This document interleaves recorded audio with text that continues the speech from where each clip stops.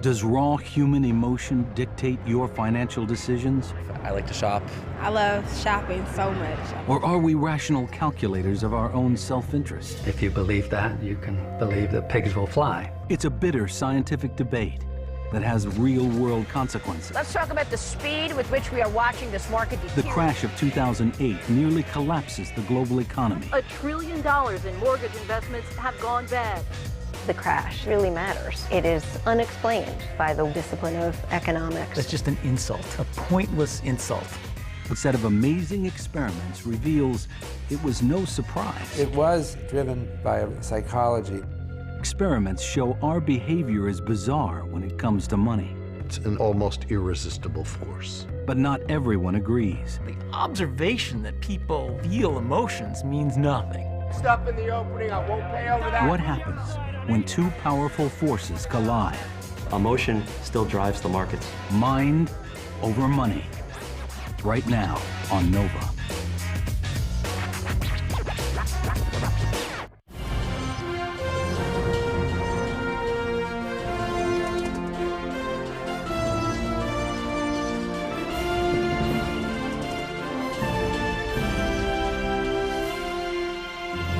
Major funding for Nova is provided by the following.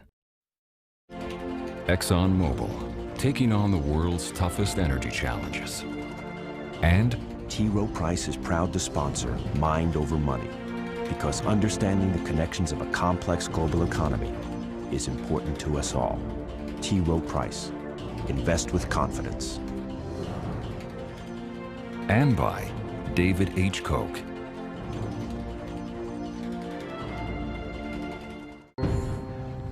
Discovering new knowledge. HHMI. And by the Corporation for Public Broadcasting, and by contributions to your PBS station from viewers like you. Thank you.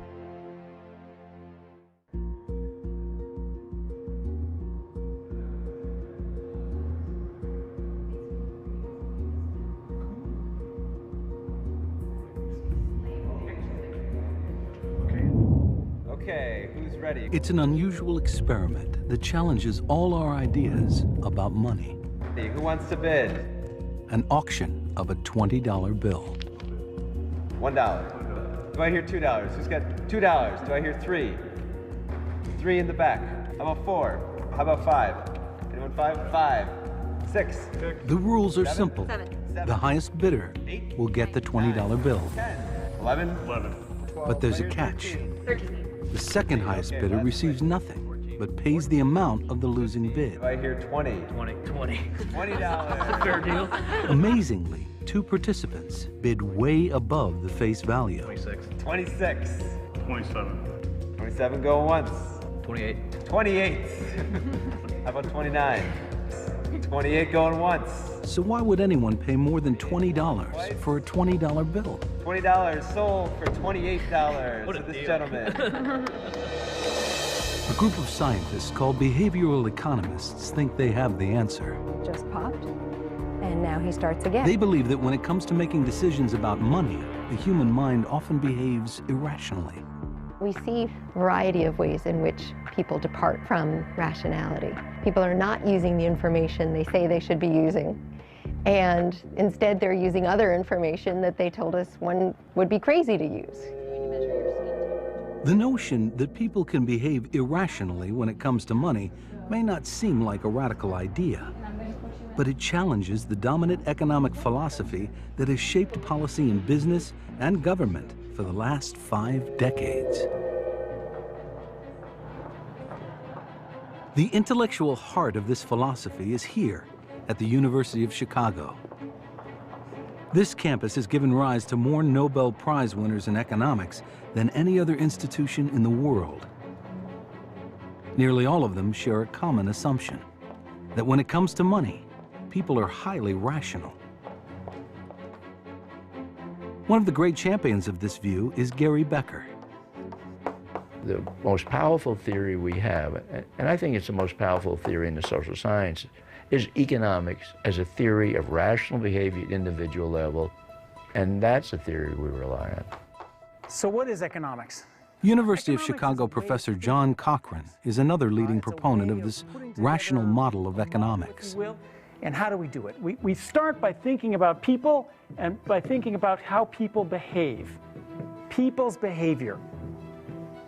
What do they want? How do they go about getting it? It's a model first revealed 200 years ago by the father of economics, Adam Smith, in his book, Wealth of Nations. He started economics in a way that Newton and Galileo started physics. He defined our field in some sense and came across some of the basic insights that people working in their self-interests could coordinate in markets and produce wonderful outcomes.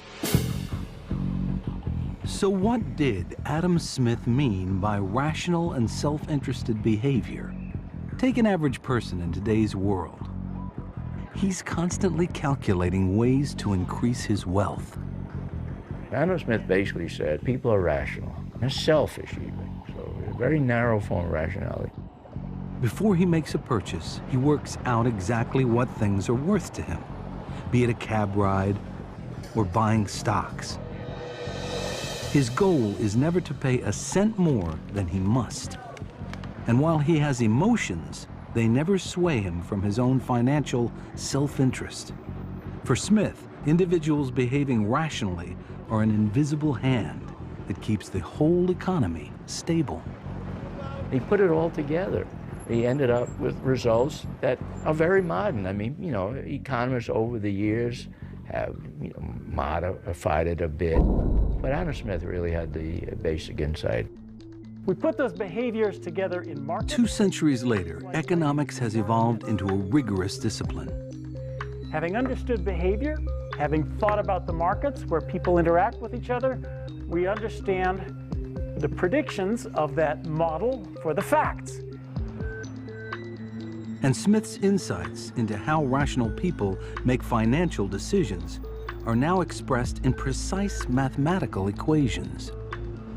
Starting after World War II, increasingly in economics, you had to say it mathematically if you were going to be taken seriously. Economics from the very beginning had been pretty much the study of rational, greedy people making decisions to try to enrich themselves. And it turns out that you can come up with some pretty elegant ways of expressing that mathematically.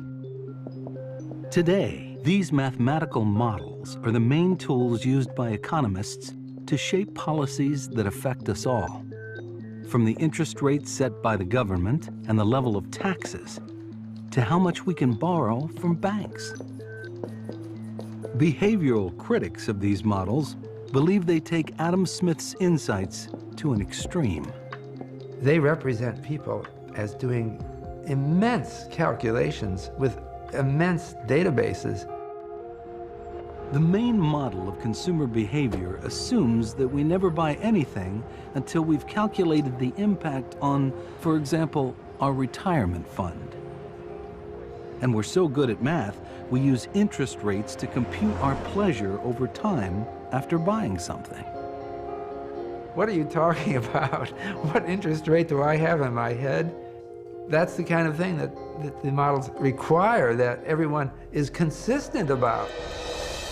Rational economists concede that people don't actually do these calculations, but they have a well-known defense, as if. The way economics textbooks are written, they don't say people behave this way. They say people behave as if they were doing this. Now, when we do that, we're not assuming that the people in the real world actually make those calculations. We're simply saying that they behave as if they do. Behavioral economists like Richard Thaler are unconvinced. Defending economic theory, economists made a point about expert billiards players, that they might not know anything about physics or trigonometry, but they play as if they do. Now that's ridiculous. You know, let's take an easy shot like this. I might be able to make this shot. And an expert would make it, I can make it too, but let's think about, let's suppose I want to put this ball in this pocket. Now I know the trigonometry, I got to get the angles right and so forth. An expert would have no problem with it. But for me, this is a pretty hard shot. Oh, close. most of the time, we're not expert billiards players. When people face hard problems, they make mistakes. At the center of all the rational models lies an unflinching belief in free markets. The idea is to keep regulation and government interference to a minimum in both the everyday consumer market and in the giant money markets of Wall Street. Rational economists believe that the increase in wealth worldwide over the last 30 years is a triumph for free markets.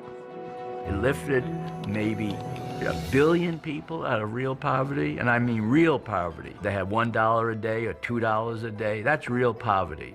And it lifted those people above those limits.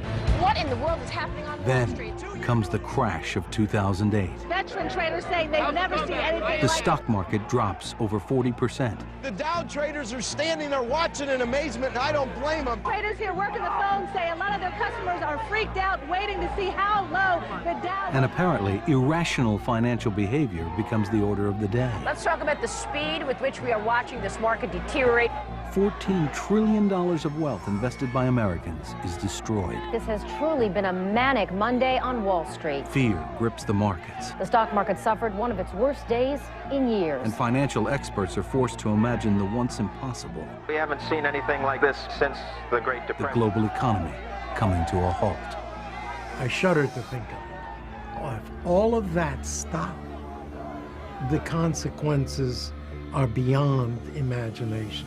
There would be hunger, there would be war, there would be strife, there would be total unemployment. We are having an electronic run on the banks. It would put the world back 100 years, maybe more.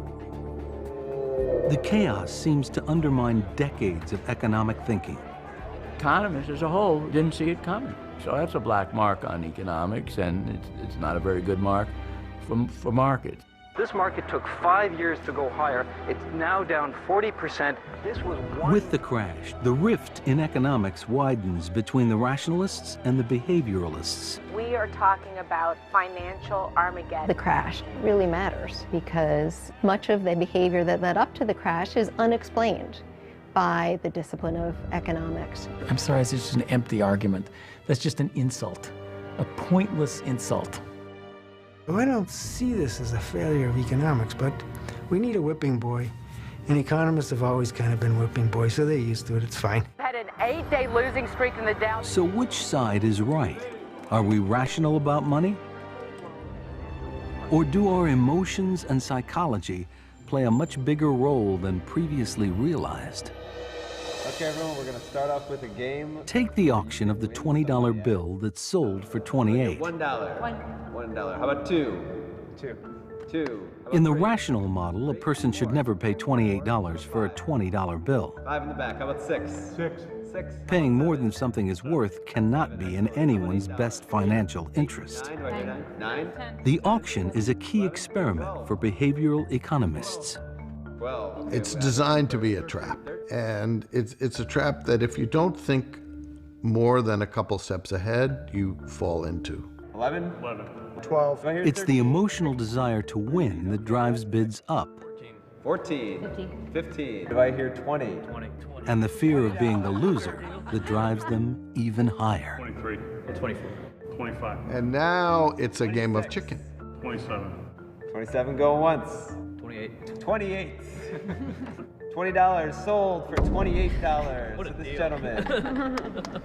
And you owe me $27 as well. So I will Nobody will want to play that game twice. The auction may seem far removed from everyday life, but do people outside of the classroom behave just as irrationally? We asked shoppers in a Chicago mall if they would prefer $100 in a year's time or $102 in a year and a day. I'll take the $102 in a year and 1 day. $102. Year plus a day. And then I can wait that extra day for the $102. Yeah. It really won't make me a difference.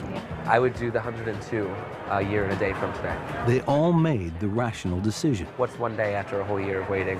and chose the larger amount. Then they were asked if they would prefer $100 today or $102 tomorrow. The larger amount is still the rational choice. So what did they say? Oh, I'll take the $100 right now. I would take $100 today. I would prefer the $100 today. Today.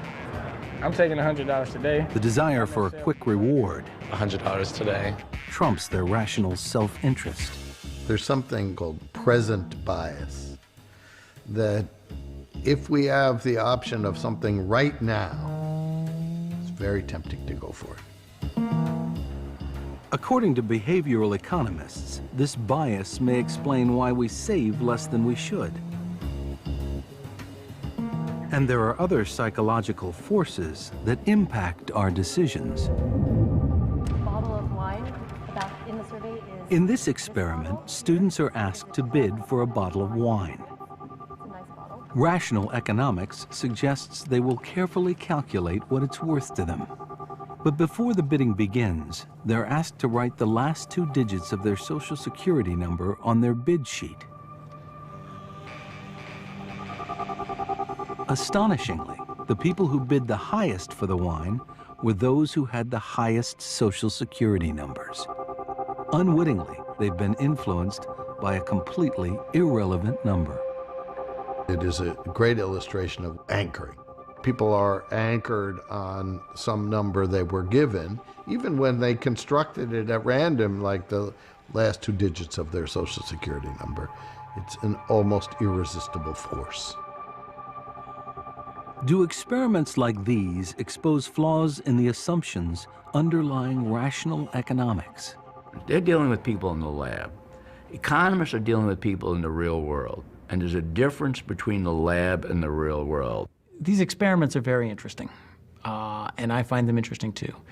The next question is, to what extent does what we find in the lab translate into understanding how people behave in the real world? And then make that transition to, does this explain market-wide phenomena? For economists like Cochrane, it doesn't matter if individuals sometimes go against their financial self-interest, as long as most of us act rationally about money most of the time.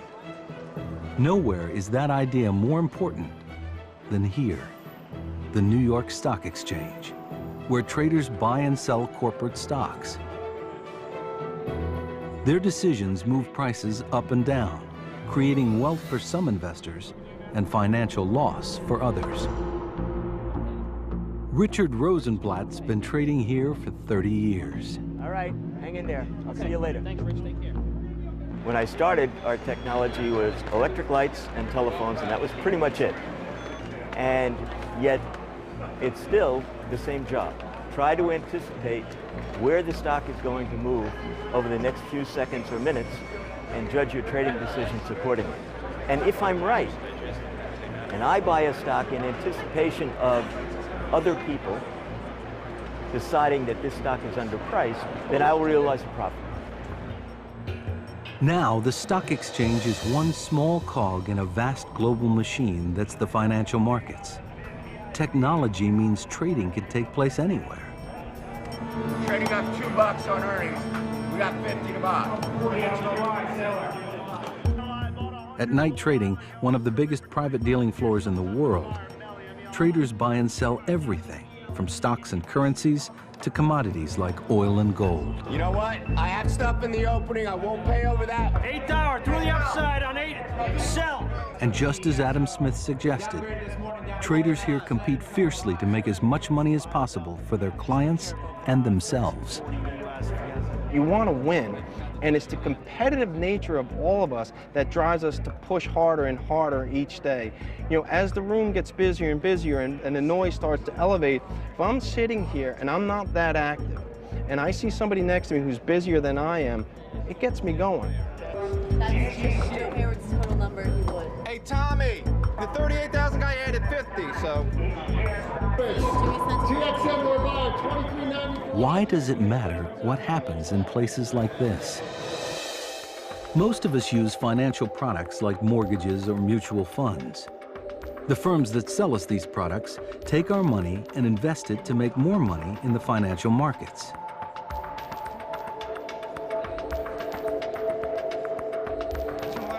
If traders make profits for these financial firms, they can then offer us cheaper mortgages and better mutual fund returns. The result, a matrix of money that connects us all. It's built on an economic model that says most of the time, most of us, and most of the traders behave rationally. But what if this model of human behavior isn't right? Stocks shot higher, giving the Dow its best day in 2005, rational economics, it seems, has delivered. Times are good and have been for years. Real estate market in many parts of the country right now. Many think the long boom will continue.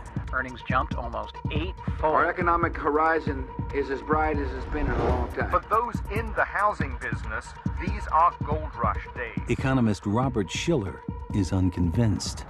It did seem to me that there was complacency and overriding feeling of normalcy, that this can't be wrong. He thinks the boom is a mirage. Well, the real estate market has grown to new heights and new prices. He's worried about one thing in particular: housing. Housing prices have gone up 6% a year for decades. In 2005, in some places, they're rising at 25%. This was very anomalous performance. The idea that home prices always go up led people to think that they had all found the investment to end all investments. Thousands came to a two-day expo hoping to learn how they could turn investments in real estate into personal riches. Shiller believes America is in the grip of an irrational mania. July was still the strongest housing sales month in history. I predicted that it was likely to correct down and that it might cause a huge financial crisis and a worldwide recession. In a book tour that summer, he warns of the dangers. Economist Robert Shiller is out with a new book titled Irrational Exuberance. It's kind of a frame of mind that we get into when prices keep going up and we see a lot of excitement. That's irrational exuberance. Rational economists dismiss his warnings. What does irrational exuberance mean? It's a lovely buzzword for a view that prices are higher than Bob Shiller thinks they ought to be. Bob, who's a friend of mine, has been consistently pessimistic about prices. The debate about whether rising house prices are the result of a mania or rational calculation intensifies. Or the individual household was not being irrational. They were getting low down payments, low interest rates, so it was a rational decision to make, particularly when they expected prices to continue to rise over time. Financial institutions share the conviction that house prices will continue to rise. They offer mortgage deals never seen before. And the country's top financial officials are optimistic.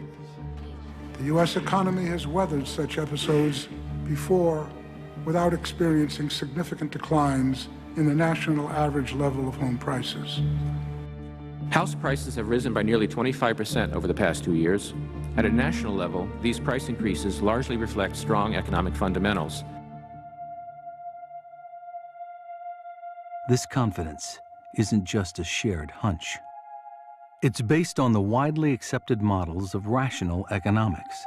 Basically, you'd build the models assuming people were like these calculators who would look at the range of possible outcomes and the risks and balance it all out. In 2005, the economic models assume consumers will make careful calculations about their mortgages. Economists assume we shouldn't worry about people taking out 95% mortgages or 100% mortgages or trust me mortgages, because they'll only take out those mortgages if they have made all of the relevant calculations.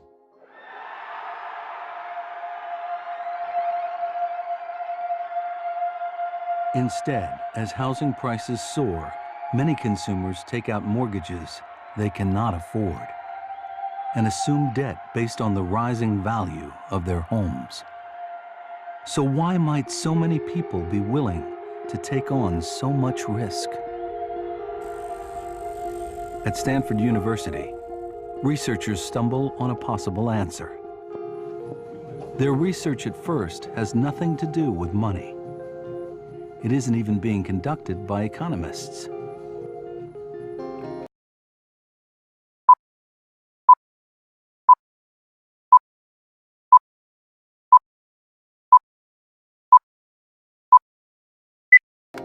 psychologists are using powerful brain scanners to explore the mysteries of the human mind, especially emotion. I started looking at the brain because I was interested in emotion, and I was convinced there must be something in there that could give us a handle on emotion. Psychologist Brian Knudsen wants to know how emotions affect one of the oldest parts of our brain that evolved so long ago we share it with many creatures, even lizards. In general, the lower the area of the brain, the farther back it goes in evolution, right? So we humans still have these subcortical areas deep in the brain that are ancient. This part of the brain is called the nucleus accumbens, and it gets triggered by the most primal human needs. From the standpoint of survival, it makes a lot of sense that natural rewards like food and sex and so forth would activate this circuit that makes you go out and get those rewards. This part of the brain plays a crucial role in drug addiction. Out of curiosity, Knudsen tries to find things that excite it as much as the prospect of sex and drugs. So he asks people to imagine they are about to receive some money.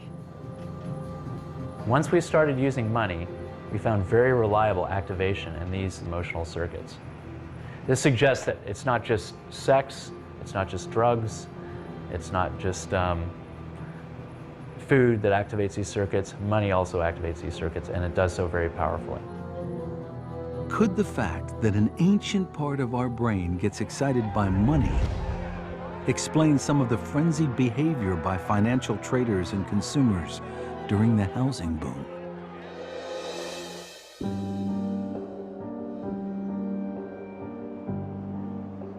Rising house prices are an example of a phenomenon called a speculative bubble, when prices of a financial asset suddenly take off and keep rising. Robert Shiller believes it's emotional excitement that drives them. What's going on is that as the bubble grows, more and more people are coming in, and they're coming in out of envy for the other people who are shamelessly boasting, I made more money than you did all last year working. And for a while you think, it can't be right. But then you think, maybe I was wrong. Maybe I should get into this. And it's really driven by human emotion. This link with emotions makes many rational economists reject the idea of bubbles. I used to think I knew what the word bubble meant, but I don't think I know what it means anymore. I canceled my subscription to The Economist because the word bubble appears 3 times in every page there now, and I think it's just totally gratuitous. It's mindless.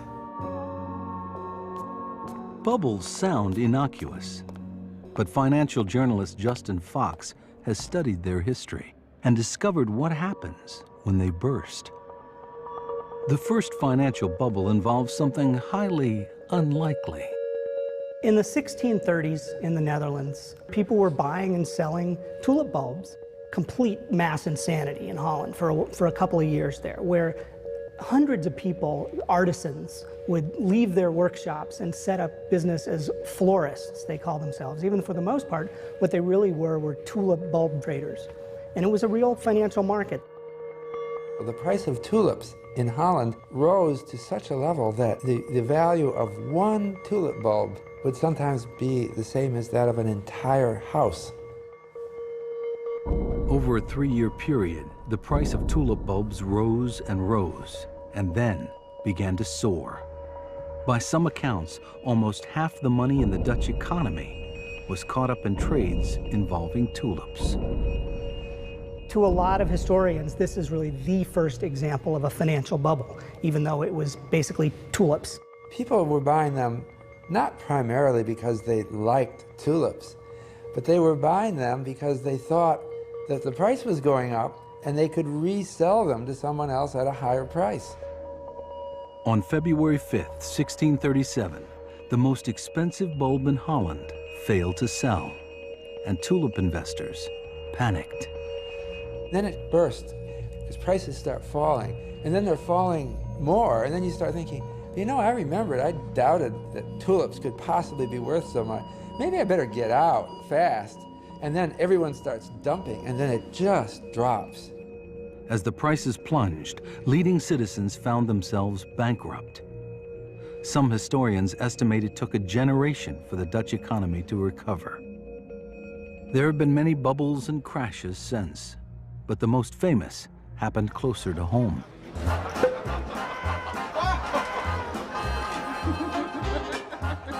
The year 1929 began with optimism.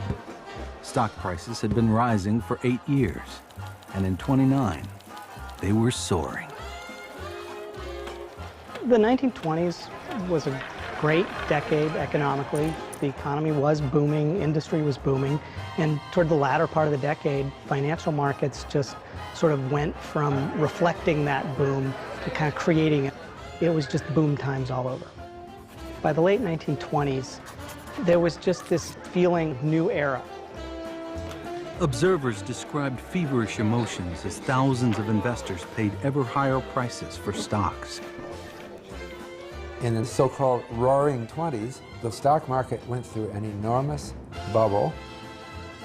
People thought it would never end.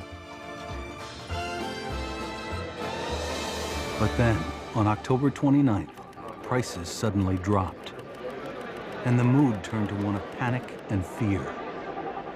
Over 9,000 American banks failed, wiping out the life savings of millions. It led to a depression that lasted over 10 years. We had 25% unemployment for most of the decade of the 1930s. It was an event that was driven by a real change in people's psychology that led them to be very optimistic and positive in the 20s and then negative in the 30s. This view that emotions can drive an economy up or down became the conventional wisdom of the 1930s through the work of the renowned British economist, John Maynard Keynes. There's no danger of a serious rise in the cost of living. Keynes believed financial markets arrived at prices in a pretty crazy fashion. His classic quote is that the market can stay irrational longer than you can stay solvent. Keynes said emotions could cause prices to soar and then collapse. And to protect the economy from these dangerous bubbles, the markets had to be firmly regulated by government.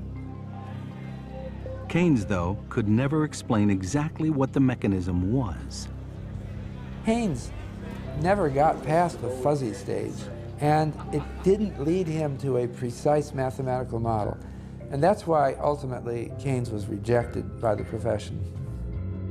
Now, after the crash of 2008, behavioral economists are struggling to do what Keynes could not: show precisely how human emotions affect prices. Their ideas are so influential that behavioral experiments are now conducted even at the University of Chicago, the citadel of rational economics. One explores a mysterious psychological bias. We are interested in how much you would pay for this mug or one identical to it. These students have been told to work out the price of a common consumer item. Travel mug in beautiful maroon. They're asked first what they would be prepared to pay to buy the mug. Think about it for a moment and then write down the maximum amount you'd be willing to pay for this mug or one identical to it. They offer an average of $6. So we now have 6 of these mugs. We're just going to raffle them off by selecting a few people at random. And then they're given the same mug for nothing. An hour later, they're asked how much they'd be willing to sell it for. In rational economics, the price should be exactly the same. After all, the value hasn't changed. But the average price they want for the mug now is $9. Wanted to sell the mug back once you had it, you gave a higher price. It just made it seem a little bit more special because it was going to be something useful to me. Anybody else? Well, I got this mug by complete luck, and so it's important to me, and I have to charge this much for it. The emotional pleasure of owning something for just an hour pushed the price up by 50%. It's an unexpected outcome, suggesting we're unaware of the emotions that drive this behavior. At Harvard, researchers are exploring the financial impact of these subtle influences. The team is led by Jennifer Lerner. I'm a social psychologist, not a clinical psychologist. I don't do counseling, therapy, etc. I do experiments in a laboratory. I come with the assumption that much of what's going on in terms of influencing a decision is outside of conscious awareness. Lerner explores all sorts of emotions. Today, it's sadness and how it impacts financial decisions. We're going to start by placing these two sensors. They measure skin conductance or sweating response. The experiment is designed to induce emotions at such a low level, the subjects aren't aware of them. Does that feel comfortable? Yes. So the researchers use sensors to track the physiological effects of the emotion. Now we're going to get ready to collect the first saliva sample. From heart and breathing rate to the hormones in saliva. These are physiological signals from the subjects. When we have them first come in, they sit and have a period of quiet rest, relaxing music, that sort of thing, so that we can see what they're like at baseline. And then we use that to compare what happens when they might be in the midst of a stressful financial decision. Among other activities, the subjects watch a scene from a sad movie. Unbeknownst to them, this triggers low-level sadness. Their sensors reveal the emotional change. The decision makers in our studies are completely unaware that the sadness is impacting them. And when we ask them, did the film you saw change your responses in any way, they say no. It's time for the financial test. The subjects are directed to make a series of financial choices. Then they are asked how much they would pay for a consumer product, in this case, a water bottle. Lerner compares their choices to those of a group not shown the sad video. Here's an example of a subject in the neutral condition, and this subject is telling us that they would like to buy it at $2.50. And that contrasts with here, we have data from a subject who's in the sad condition, and this subject is willing to pay $10 to obtain the water bottle. And that is very representative of what we see. You get this increased valuation when you're sad. If sadness can lead people to pay 4 times more for a water bottle, what happens when the stakes are higher? The experiments have been done with high stakes money, $1,000, etc. And what we find is that these results scale up, even when you use big money. If emotions influence prices on the individual level, what about markets and the larger economy? According to rational economics, these are driven by individual self-interest. But for Robert Shiller, this ignores something obvious. Humans are empathetic animals, uniquely empathetic. We're not just communicating ideas, we're communicating emotions. That's what empathy means. It's different from sympathy. It's that I am feeling the same. I know what you're experiencing because it's in my body too, the same feeling that you have. There's a hot real estate market in many parts of the country. If Shiller is right, could empathy explain how the hyper-optimism of the housing market jumped like a social contagion to the financial markets? Well, the real estate market has grown to new heights and new prices. Among professional traders, the idea that moods flow through markets is taken for granted. The market is an aggregation of what thousands of people think the future is going to be like. And if these people are optimistic about the future, the market goes up. And if people are pessimistic about the future, the market goes down. But at the end of the day, the question the market answers is, are people optimistic or are they pessimistic? And that's a psychological question. Emotion still drives the markets. They're saying that the bubble will not burst. There's plenty. For rationalists, emotions are not a satisfactory explanation for how markets work. The observation that people feel emotions means nothing. And if you're going to just say, oh, markets went up because there was a wave of emotion, you got nothing. That doesn't tell us anything about what circumstances are likely to make markets go up and down. That would not be a scientific theory. Can come up with something that describes The rationalists' conviction is based on the mathematical model they use to understand the financial markets. It's called the efficient markets hypothesis, and it says that financial markets act essentially like a giant calculating machine, efficiently processing all relevant information faster than any individual could. So if some traders are emotional, it doesn't matter.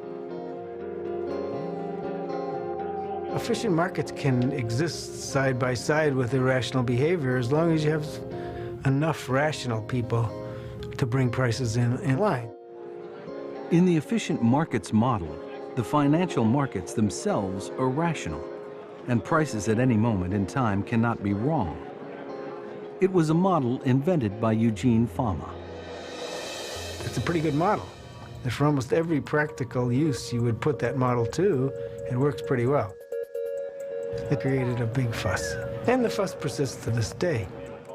The fuss persists because for many behavioralists, the theory implies financial markets should be immune from criticism or control. The theory is that we have to look at markets as oracles. When the market moves up, we have to say, what is the wisdom of the market telling us today? If markets are efficient, there's no real need for government, because the market itself will make sure that prices are always equal to the right price. Instead of regulation, rationalists believe the markets will come up with their own mechanisms for managing risk, and so they have. The first was invented here at the Chicago Mercantile Exchange, where traders handle vast sums of money all the time. I'm an independent trader, and I trade my own money, 50 contracts to 100 contracts at a time. That's basically a $50 million to $100 million contract size. Traders here make their money by effectively offering to insure people against